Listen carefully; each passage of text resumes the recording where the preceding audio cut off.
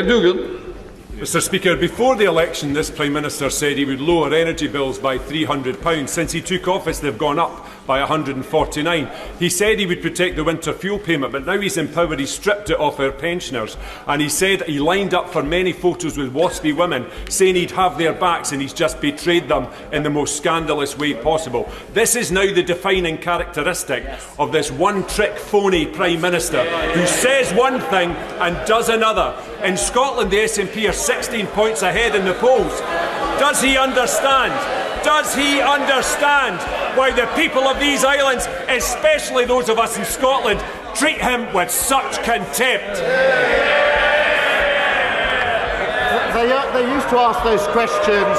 They used to ask those questions from this sort of area with very many MPs not so long ago. That all changed in July, and he's now carping from right up there. We can hardly hear him. So Keir Starmer is not having the best time as Prime Minister. It seems he can't catch a break. But things have taken a turn for the worst. In a shocking twist, a viral video of a Scottish MP clashing with him has sent shockwaves across the political establishment. All right. Mr. Speaker, now we learn he is about to give away our hard-won Brexit freedoms. The truth is, they are punching the British people in the face, literally in the case of one of his MPs, and he will pretend that this is about the past. But we all know these are his choices, bad choices. If he's looking for a New Year's resolution, why doesn't he start with telling the truth? I'll do it now. £22 billion black hole left by that. Record numbers on the waiting list. It's not a good time to leave the chamber, is it? Prime Minister. Mr. Speaker, £22 billion black hole. Record waiting list with our NHS. They should hang their heads in shame. Immigration completely out of control. Nearly 1 million net migrants. But how did we get here? Let's break it down. However, have you ever seen the British Parliament erupt like a battlefield? Well, that is just what happened. I'm pretty disappointed in Keir. Keir and I have had a couple of conversations over the last few months, mainly in passing at different events. And he said, really want to make sure that if I'm in, then I respect evolution and, you'll see a difference in approach. But he's not demonstrated that. The real tragedy of Keir Starmer is you've got somebody who's 20 to 25 points ahead in the polls. And his main tactic is to try to create a manifesto that, in Labour's words, is Tory bomb-proof. So at a time when you should be bold, you should be radical because you've got such a strong lead, you're coming in and presenting just complete banality. The two-child limit, in terms of the benefits, lifting that one measure lifts 250,000 children out of poverty, and yet he is refusing to commit to do that. And it's not just tragic, but unforgivable. One MP finally snapped. No filters, no pleasantries, he tore into Starmer right there on the chamber floor. It was evident that all sense of respect had vanished, the gloves were off, and Starmer sat humiliated, head down. Meanwhile, Reform UK party leader Nigel Farage couldn't help but burst into laughter. But what exactly did that MP say that broke every rule of parliamentary decorum and left Starmer crumbling on camera? In this video, we will give you all the details. It was supposed to be another simple Prime Minister briefing, but events quickly took a dark turn when Dave Dugan stood up to speak. It was obvious he came prepared not just to confront Starmer, but to publicly embarrass him, and he had a list to back it up. Dave Dugan. Mr Speaker, before the election this Prime Minister said he would lower energy bills by £300. Since he took office they've gone up by £149. He said he would protect the winter fuel payment, but now he's in power he's stripped it off our pensioners. And he said he lined up for many photos with waspy women, saying he'd have their backs, and he's just betrayed them in the most scandalous way possible. This is now the defining characteristic of this one-trick phony Prime Minister who says one thing and does another. In Scotland the SNP are 16 points ahead in the polls. Does he understand?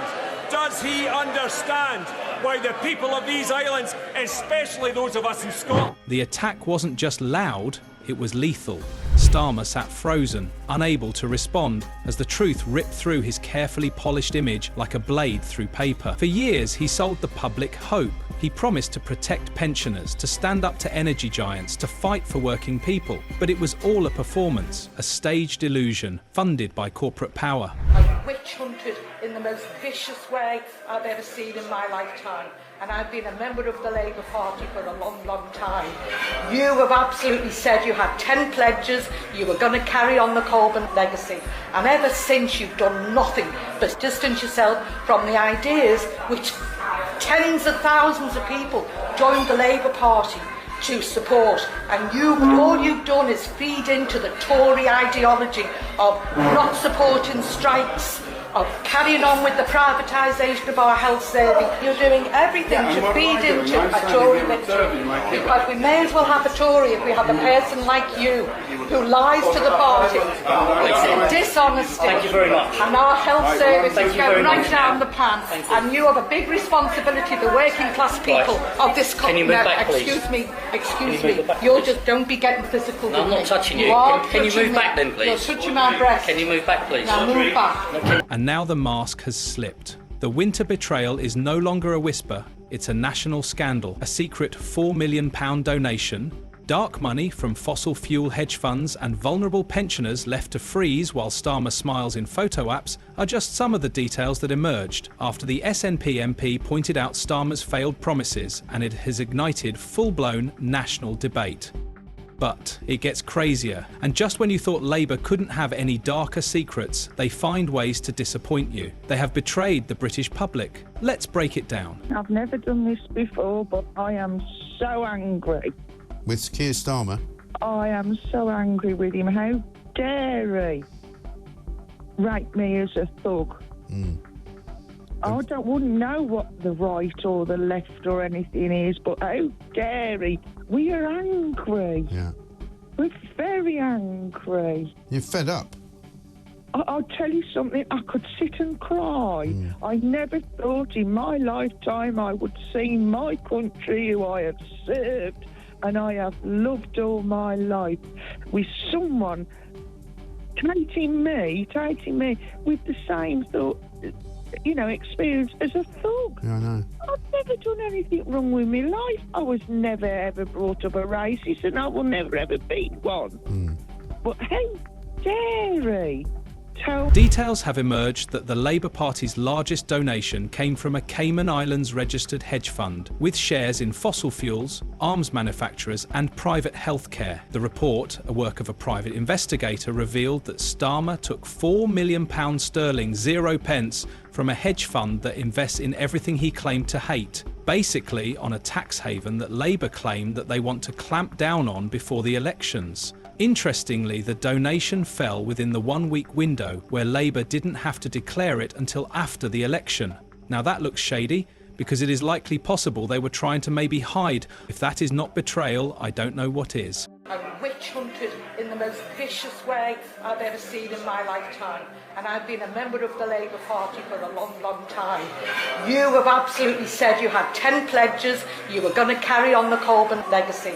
And ever since, you've done nothing but distance yourself from the ideas which tens of thousands of people joined the Labour Party to support, and all you've done is feed into the Tory ideology of not supporting strikes, of carrying on with the privatisation of our health service. You're doing everything to feed. I mean, here is a party and a leader of that party saying one thing and doing the exact opposite. It's now on record that the Labour Party accepted £4 million sterling, 0 pence in donations from a hedge fund that profits off the very industries Starmer once vowed to take on after the election. But it gets darker. A few days ago, reports emerged of £730,000 sterling, 0 pence in so-called dark money, quietly funneled behind the scenes, helping to position Starmer like a corporate Trojan horse at the heart of British politics. So, Starmer doesn't just fail to stand with ordinary people, he stands with those working against them, and it seems he's well compensated for it. Earlier today, a source contacted me with some astonishing allegations about an alleged conversation between Sir Keir Starmer and the Speaker, Sir Lindsay Hoyle, as well as the Labour Chief Whip, just before that vote. The claim is this, that Sir Keir Starmer spoke to Sir Lindsay before the vote and said that Labour MPs could be attacked if Sir Lindsay didn't allow the Labour motion, that the Speaker could have blood on his hands, and asked him if he could live with that guilt. The other allegation is that Labour's Chief Whip, Alan Campbell, told Sir Lindsay that he could not rely on the support of Labour MPs if he wanted to remain as Speaker after the next election. Well, look, if this is the case, it could be very, very serious for both Sir Keir Starmer and Sir Lindsay Hoyle.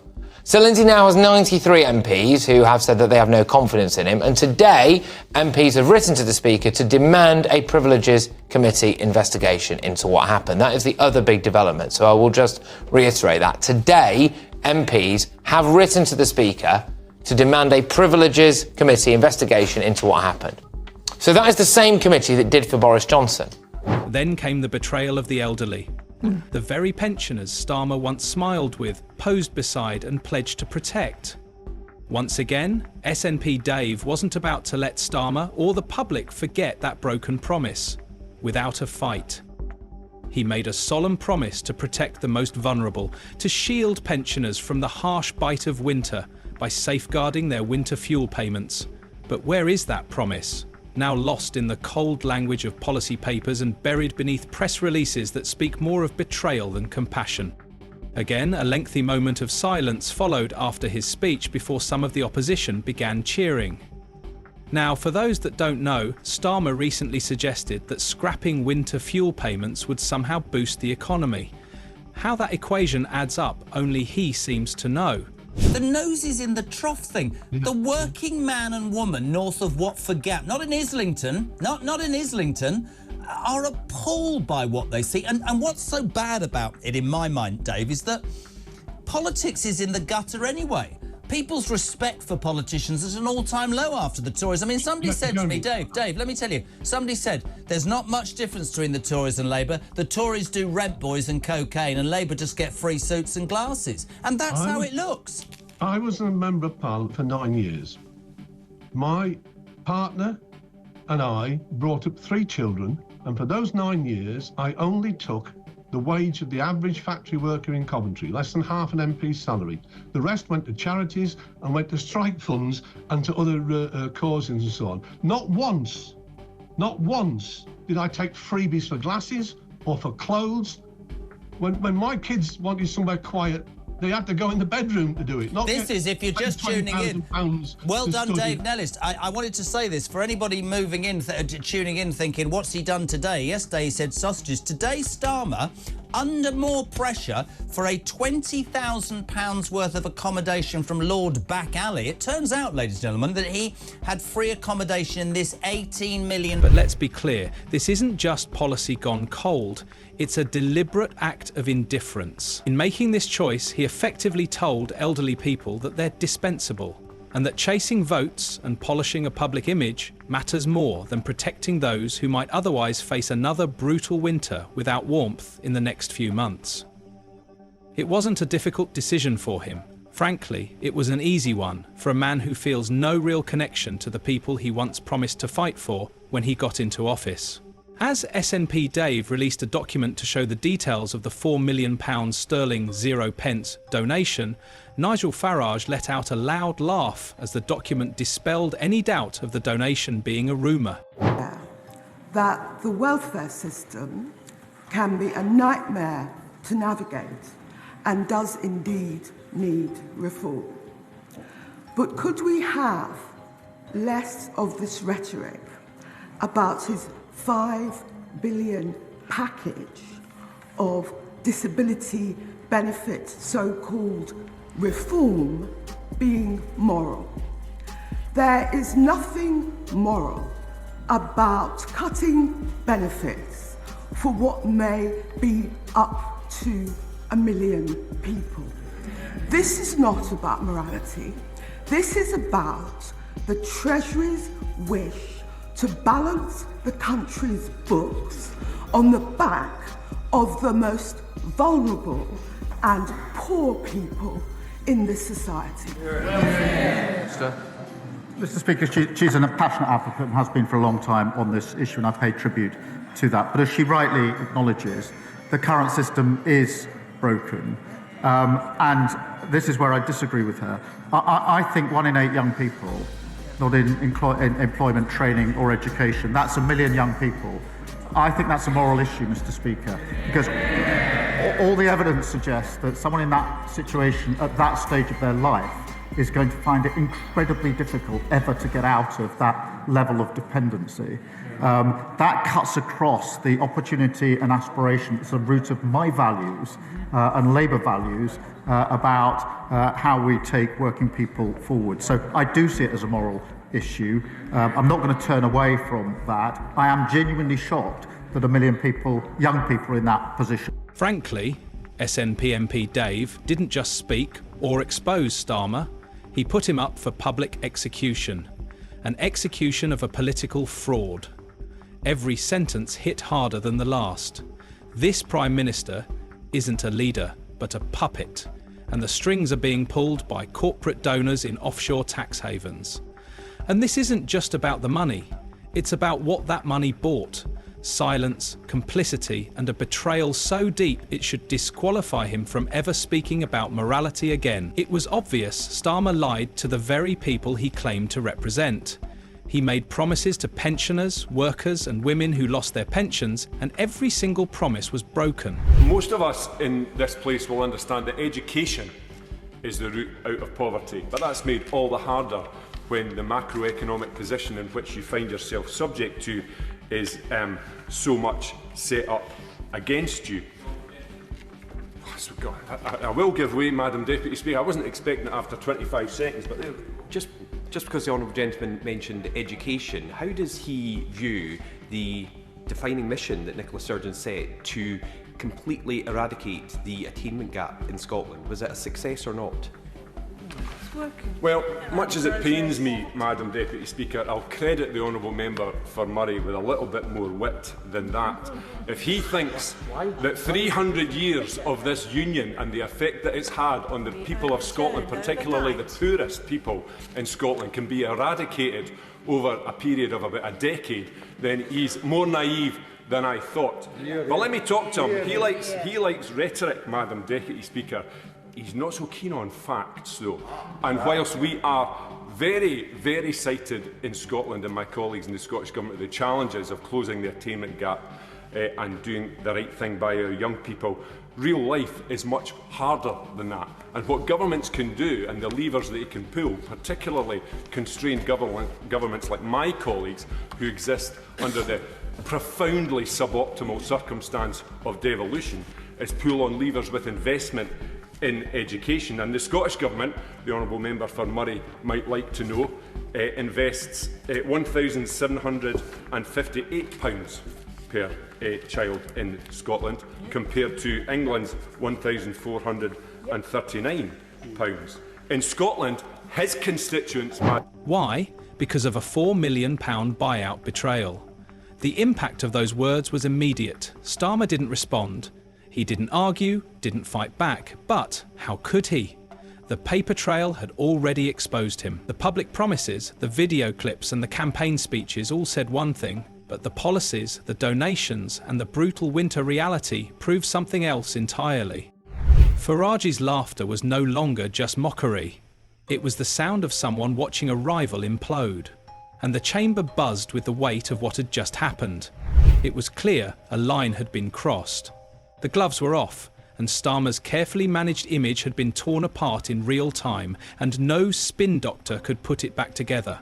But of course, the SNP has been dominant, very, very successful in recent years. But as I said, you've been through a very, very turbulent time with your leadership. This is going to be, a sort of fresh, quick, rapid, difficult challenge for John Swinney to take. He's only just taken over the leadership of your party. So John Swinney has... Are you ready? We've been anticipating this general election for the last 7 months. We knew it was coming.